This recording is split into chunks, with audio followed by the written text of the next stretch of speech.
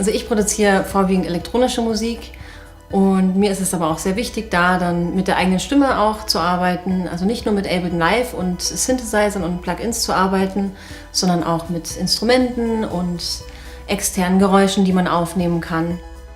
Bevor ich angefangen habe, hier Musikdesign zu studieren, habe ich in Innsbruck Psychologie studiert. Und das war auch ein recht interessantes Studium auf jeden Fall, aber es war mir immer klar, ich will auf jeden Fall zur Musik. Derzeit beschäftige ich mich aber im Studium mit einem Vermittlungsprojekt, von dem ich euch jetzt erzählen möchte, das wir mit Moodpool machen. Und Sabina Eschlimann ist eine Masterstudiengängerin im Bereich Performance und hat nach einer Projektpartnerin bzw. Partner gesucht, der mit ihr mit Jugendlichen arbeiten möchte.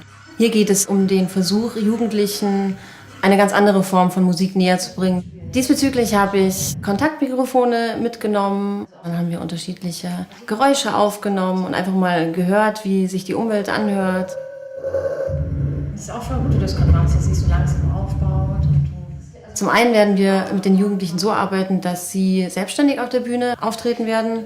Und zum anderen kann es aber auch gut sein, dass wir sie selber unterstützen und auch dann mit auf die Bühne gehen. So dass ich dann zum Beispiel an einem Synthesizer sitze oder die Sabine dann eben tanzen wird, gemeinsam mit den Jugendlichen. Also ein wichtiger Grund, um das Projekt überhaupt anzunehmen, war für mich, dass ich Herausforderungen sehr gern mag und Neues meistens sehr unangenehm sein kann, wenn man überhaupt nicht weiß, was muss man da machen, was kommt auf mich zu. Aber man lernt eben doch sehr viel daraus. Und so kommen wir jetzt auch zu meinem zweiten Projekt. Das ist ein Kurzfilm gewesen, der sich Knitterfrei nennt, von der Filmemacherin Monika Zanolin. Ich habe für diesen Kurzfilm die einzelnen Spuren gemischt und ein eigenes Musikstück geschrieben.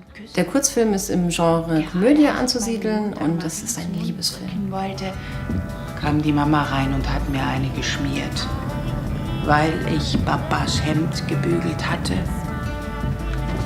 Das war das erste und letzte Mal, dass ich wirklich ernsthaft heiraten wollte, damals, vor fast 40 Jahren. Stelle ich mir unheimlich emotional vor.